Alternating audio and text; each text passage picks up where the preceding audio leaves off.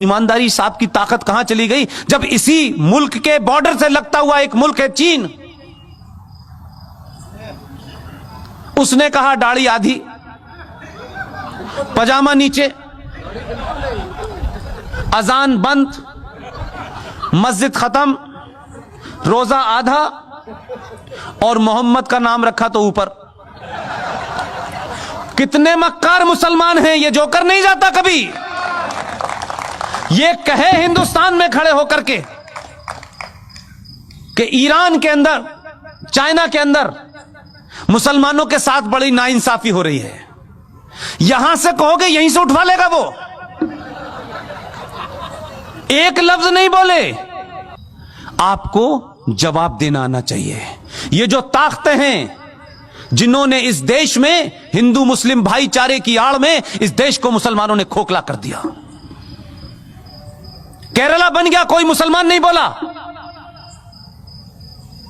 एक अखलाक के साथ चंद गुंडों ने, चंद बदमाशों ने, चंद बेवकूफ लोगों ने र्यूमर के चलते या किसी गलत फहमी के चलते या थोड़ी देर के लिए मान ले किसी सही फहमी के चलते भी उसकी हत्या कर दी। इस देश की मेजॉरिटी ने कहा यह गलत है, उसको सजा हुई, वो जेल में है। बेईमान मुसलमानों, मक्कार, कितने बौने और कितने छोटे हो तुमने क्या किया?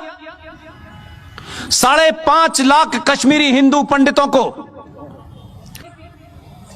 जहां मुसलमानों का राज था, आपने उनकी पूजा पद्धति के कारण मस्जिदों और कुरान का सहारा लिया। 5.5 लाख कश्मीरी हिंदू पंडितों को अपनी ही धरती से मार के भगा दिया।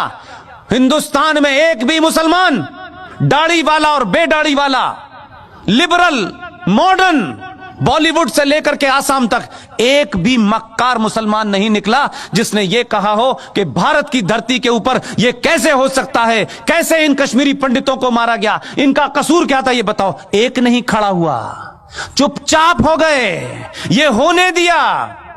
लेकिन बार बार बीच में निकल में आते हमारे साथ बड़ी ज्यादती हो रही है, अभी तो शुरू हुई है।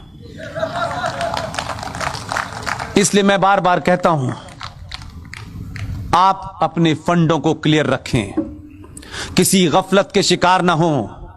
ये जो इस्लामिक आतंकवाद इस देश में है, जिसे कॉन्स्टिट्यूशनली, सोशली, पॉलिटिकली इस देश में बढ़ावा दिया गया है, ये जो घर वापसी आप कहते हैं, घर वापसी तो होनी चाहिए, लेकिन ये वो घर वाली वापसी जिसमें आप बिजी हो, उसमें मैं बिजी नहीं हूं।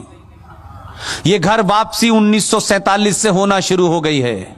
अभी 35 पे 370 गया है, मंदिर वापस आया है।